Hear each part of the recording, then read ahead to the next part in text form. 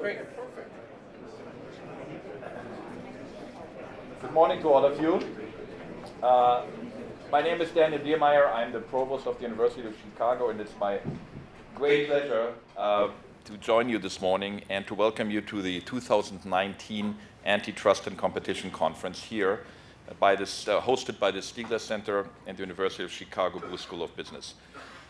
It's a particular pleasure to say a few opening remarks at this conference. Before I joined the administration at the University of Chicago, or as my faculty friends would say, joined the dark side. When I was a faculty member, I had thought a lot about the interaction between business and politics, the political context of business, regulatory context.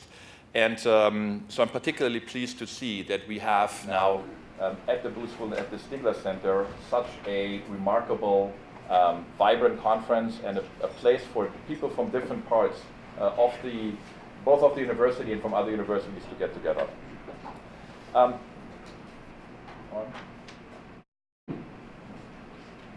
I can think of very few more important endeavors to talk about and to think about than this particular topic. And I think it's particularly important for us that this takes place here, and appropriate that it takes place here at the University of Chicago. So the university has had this long tradition of rigorous inquiry in a whole variety of different fields. It's now almost 130 years old. There's a bit of a debate whether we're 129 or 130 years old. Like everything at Chicago, that's contested as well.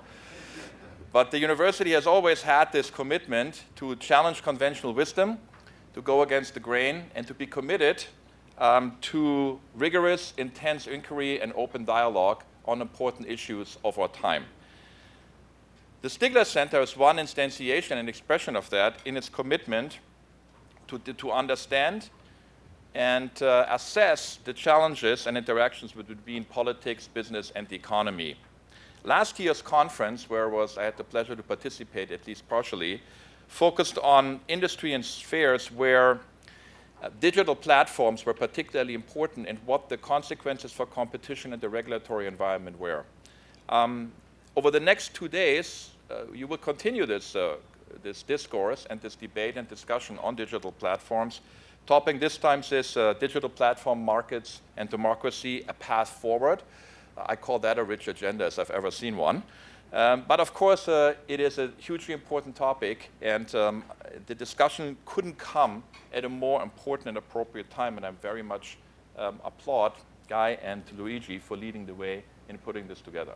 So overall, I'm delighted that we have been able to bring you all here to the University of Chicago. I know this will be an intense 2 days, full of ideas, full of debate, full of discussions, so enjoy your time, and I hope it will be a productive 2 days. Thank you very much.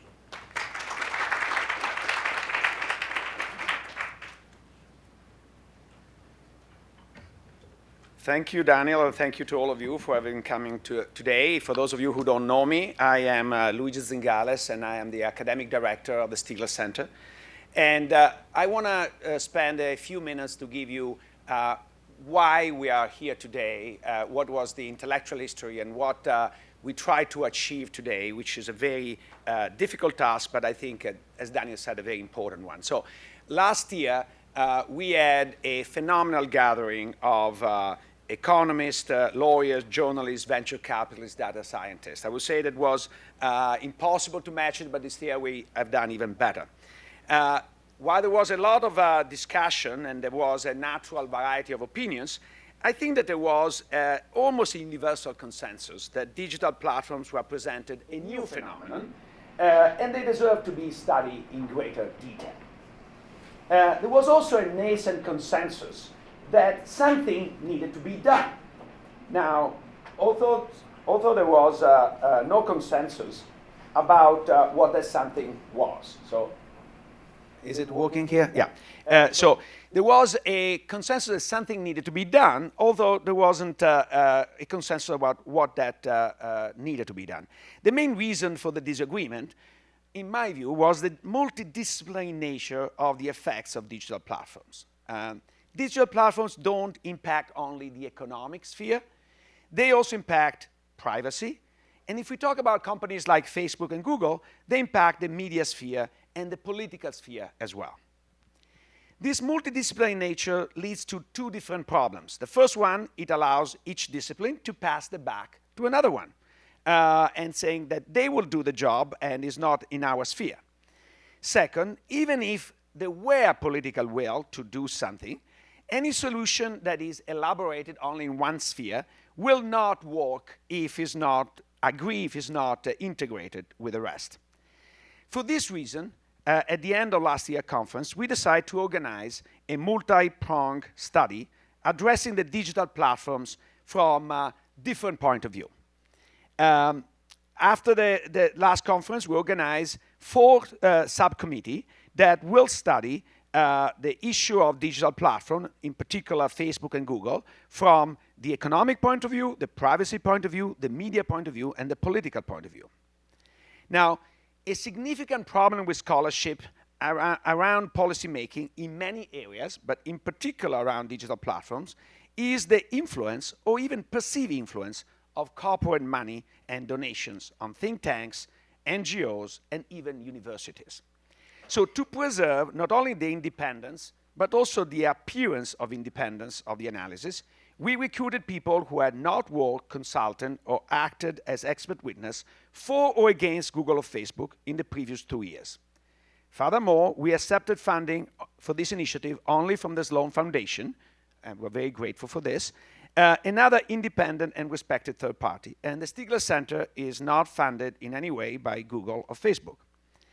In spite of this limitation, and in fact, in spite of the fact that the effort of the people involved were not compensated, we were able to assemble 4 extremely high-level interdisciplinary subcommittees, all led by respected experts in each field, like Fiona Scott-Morton from Yale for the Economic Subcommittee, Leos Travelitz, University of Chicago for Privacy, Guy Rolnick, University of Chicago for Media, and Nolan McCarthy, Princeton University for Politics.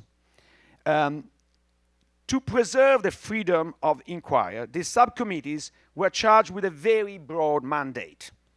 Identify whether the digital platforms represented a new set of problems in their sphere of analysis, describe the nature of these problems, and propose an array of solutions. So the member, we didn't ask the subcommittees to converge on a single proposal, neither across committees nor within each subcommittees. Not all the members of each subcommittees agree with all the proposals presented by their own subcommittee, let alone with the ones presented by the other subcommittees. Now, why did we choose this path? Because converging on a final proposal requires making a series of assessments about the magnitude and the various costs and effectiveness of the possible solution. These assessments are always difficult to make, but are particularly difficult to make when there is not much empirical studies, as is the case for digital platforms. And this is something that the committees will discuss at great length. So for this reason, we thought that the process of reconciliation could be better done after a discussion at this year's conference, which will bring together a broader set of people, including representatives from Google and Facebook. We also think that this unfiltered array of solutions may provide a useful reference point to any other committee or government agency interested in the problem. After all, as scholars, we're better able to identify the trade-offs rather than to solve them. As you will hear over the next 2 days, the 4 reports present not only a compelling case for action, but also a very powerful area of solution. We're bringing together not only the members of the various subcommittees, but more than 130 highly qualified academics, policymakers, civil society representatives, and journalists to discuss both our reports and a wide range of initiatives that are taking place around the world. We will debate similar studies carried out by different commissions, like the Jason Furman Commission or the Vestager Commission represented here by Jacques Remer, and the work of think tanks and academic centers, all focus on finding specific solutions to these daunting problems. The stakes could not be higher.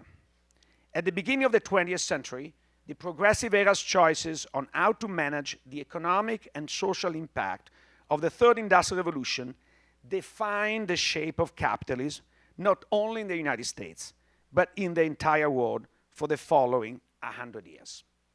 We are now faced with an equally daunting task: to manage the economic and social impact of the digital revolution.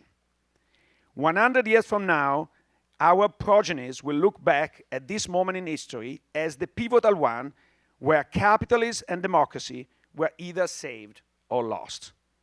The responsibility is ours. It's not a small task or an easy task. But if the extraordinary set of people gathered at this conference cannot start drawing the path forward, who will? Thank you.